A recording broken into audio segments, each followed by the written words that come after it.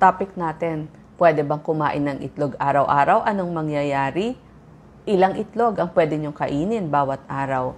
Tandaan nyo po, ang itlog, mura, masustansya, madaling lutuin, para sa bata, para sa seniors, para sa nagbe-breastfeed, para sa pregnant, para sa lahat.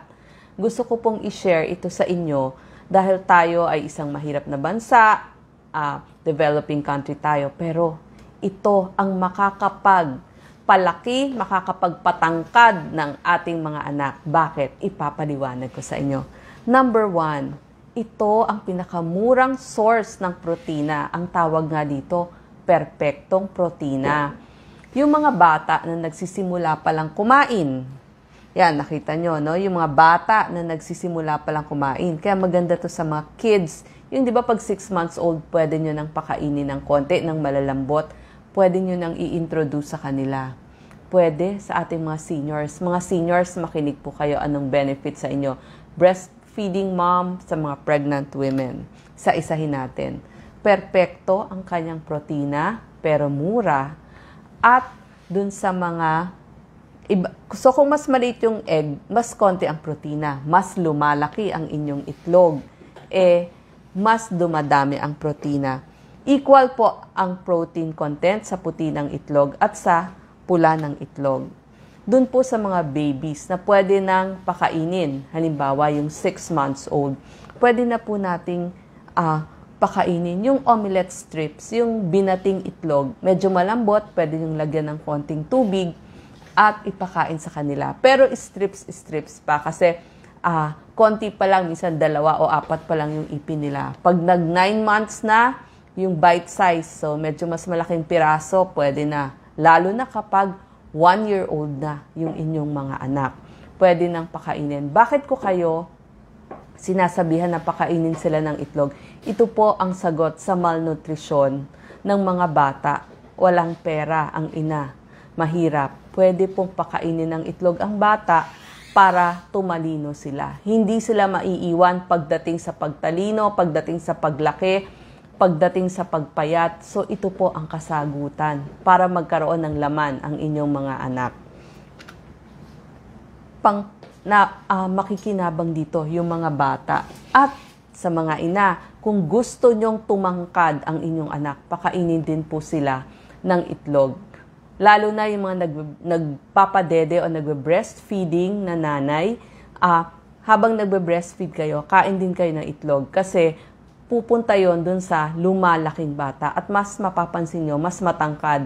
So yung mga bata at nanay, mura ito, masarap pa para sa mga bata. Tuturuan ko kayo anong mga luto ang pwede sa kanila. Ito, sa mga breastfeeding moms, kasama ito sa mga gustong ipakain eggs kasi mayaman sa protina, maraming good fats, tapos lahat ng kailangan folic acid para sa brain at nerves ng bata. Lahat ng vitamin B, A, papakita natin sa inyo. Number 2, sasabihin nyo, tataas ba ang cholesterol ko kapag kumain ako ng itlog? Ilang itlog ang pwede natin kainin? 1 a day, pwede na po ang pagkain ng itlog. So, moderation, 1 a day, or 5 eggs a week. Pwede na yon. Nakita nila sa mga pag-aaral, yung mga biomarkers para sa pagtaas ng risk ng mga chronic o pangmatagalang sakit, sabi ng 2015 US Department of Agriculture Diet Guidelines, hindi naman daw nakakapagpataas talaga ng cholesterol nila. Mapwera lang dun sa mga tao na talagang yung hyper-responders sila. So kung hindi naman hyper-responders pagdating sa cholesterol, pwede pong kumain ng itlog according sa diet guidelines. At saka, isa pa, nakita nyo po itong ating itlog. Kumpleto talaga siya pagdating sa vitamin A, sa lutein, zeaxanthin. Maganda po ito sa inyong mata para hindi tayo magkaroon ng mga age-related macular degeneration. So, pang-senior po yun, ha? Tapos, meron siyang choline para sa brain at nerves at memorya ng inyong mga anak. At maganda din ito sa buntis. Pati yung vitamin D nakakatulong din sa utak, pati yung selenium. So lahat po yan makakatulong sa isang tao. Meron din siya mga antibacterial property. So, isa-isahin natin. Itong protina ng itlog, napakaganda po. Mura, laban sa malnutrition, pampaganda ng height ng mga bata. Pagdating naman sa mga seniors, dahil dun sa protein na yon, mas hindi liliit ang muscle ng ating mga seniors. Kasi yung tinatawag na sarcopenia sa umiidad o pagpayat ng ating mga seniors, nagsisimula po ito sa 30 years old. Napansin nila, sa loob ng 10 years, 8% na ng ating muscle lumiliit kada 10 taon. So, epektibo po para hindi lumit ang muscle natin, gatas, milk, at saka yung beef. Mahal po yung gatas tsaka yung beef. So, pwede po tayong mag-egg. Madali nang lutuin, mabilis lutuin, malambot kung may problem yung inyong teeth, yung inyong ipin, kasi malambot nga, mas mabilis lunukin. Pwedeng kainin kahit anong oras pag nagugutom kayo. Tsaka bagay din ito dun sa tinatawag na sarcopenic obesity o yung payat yung katawan pero malaki yung tiyan. So, pwede nyo pong ipakain para hindi liliit ang ating mga muscle. May protection din po ito sa infection kasi antibacterial po ito. Nagpapaganda din po ng blood pressure. Maaring may anti-cancer effect kasi meron siya mga lysozyme, ovotransferin, tapos yung mga egg protein niya, nakakatulong din po. At ang maganda dito, dun sa mga nagpapapayat, kapag isinama nyo sa inyong almusal, matagal kayong busog. So, mas konti yung makakain ninyo, mas hindi kayo tataba, mas makakapagbawas kayo ng inyong timbang. Kaya nga dun sa mga meals na binebenta para pumayat o magbawas ng timbang, laging kasama ang egg. So, ang dami-dami niya, pampabusog siya, laban sa malnutrition, pero murang-mura lang. Napakaganda po talaga ng ating eggs. May antibacterial siya. At ngayon, kailangan natin ng pampalakas ng immunity. Sa dami ng mga sakit na dumadapo sa atin, kailangan po natin to kasi marami siyang selenium. So, ang itlog po ay magandang source ng selenium. Bukod pa po dun sa immunoglobulin, marami po siya, lysozyme, phosphate, ovotransferin, nakikita po lahat. At maganda rin siya sa omega-3 fatty acid. Di ba? May mga itlog sasabihin mas marami tong omega-3 fatty acid kasi mas dinagdagan nila yung pakain dun sa manok. Nakakapagbaba po ng triglycerides ang omega-3 fatty acid.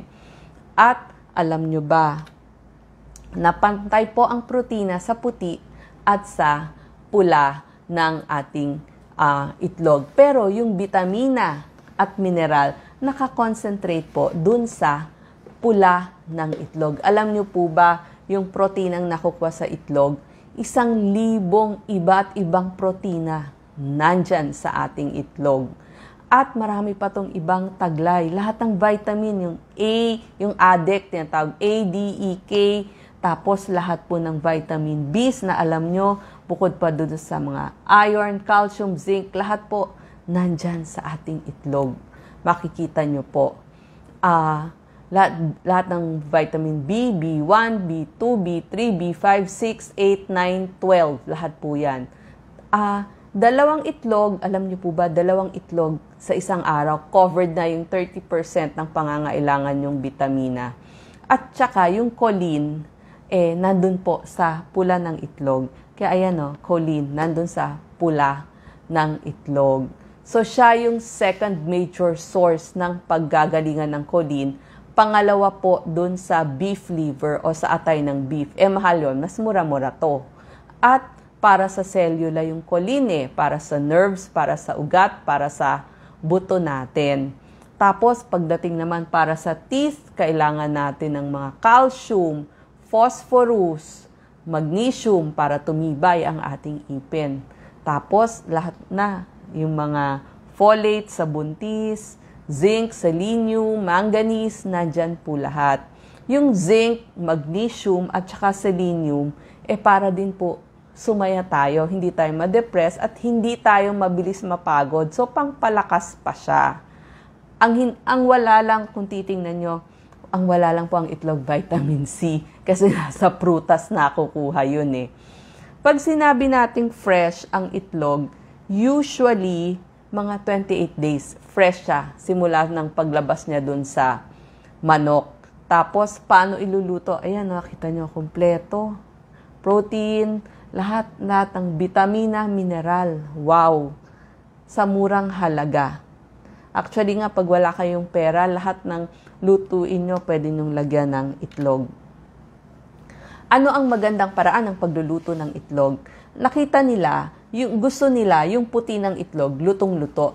Pero yung pula ng itlog, malasado lang kasi mas napipreserve yung vitamins at minerals kapag ganito. At saka alam nyo po, 320 eggs ang kayang ilabas ng isang inahing manok. So, ang ganda, hindi ba? Mabilis pang alagaan, mabilis pang magkaroon ng itlog, mag-alaga ka lang ng manok. Yung iba nga talagang nag-aalaga ng manok para may everyday source of eggs sila. Tapos yung pato at duck, mamaya ikukumpara natin. Ang pagkakaiba lang, yung pato or duck egg sa chicken eggs, mas maliit yung chicken, mas malaki yung pato o yung sa duck. Maraming types ng eggs na nakikita tayo sa ating grocery.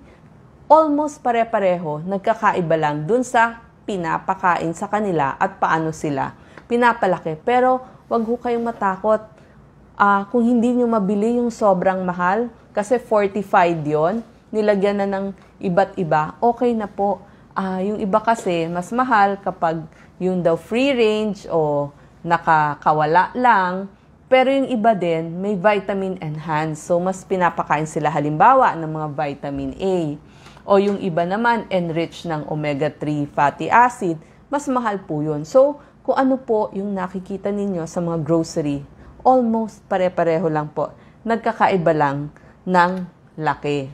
So, nakita natin, yung dun sa pato at saka sa manok, mas marami lang vitamina at mineral yung sa pato o yung sa duck compared dun sa chicken. Tsaka ano pa yung nakita nila sa duck eggs? Mas mataas sa omega-3 fatty acid, mas maraming ang mga vitamina at mineral.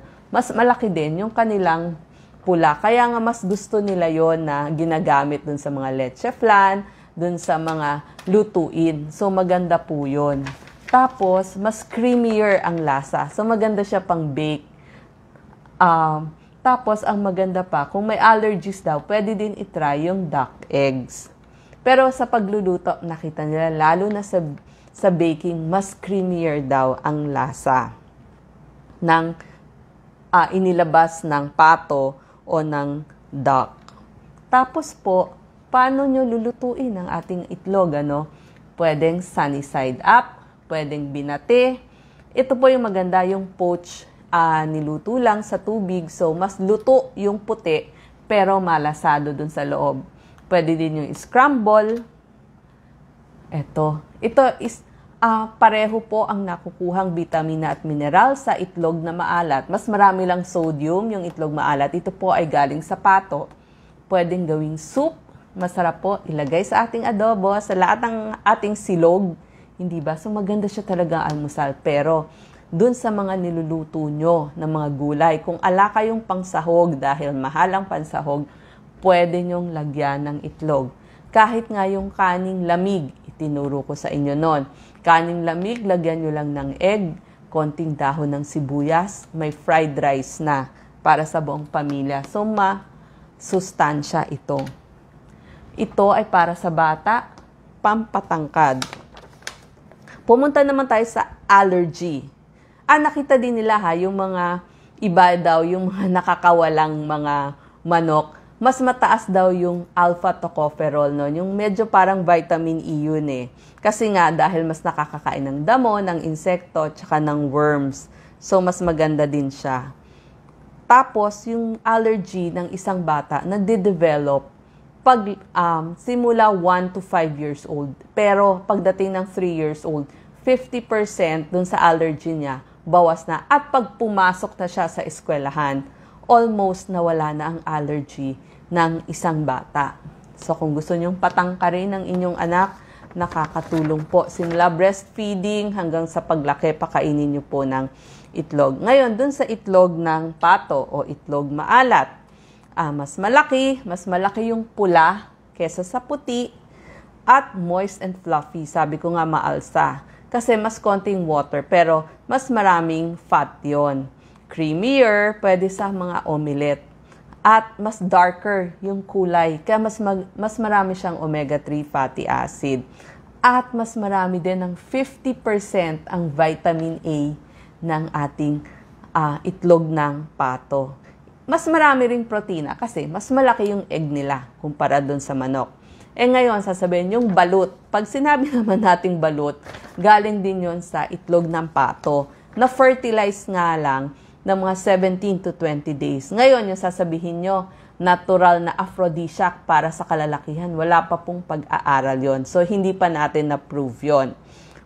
Pugo, itlog ng pugo. Pareho lang po sa manok. Mas maliit lang yung pugo. So, pag pinagsama-sama nyo rin, 5 pugo kayo, para na rin kayong kumain ng manok.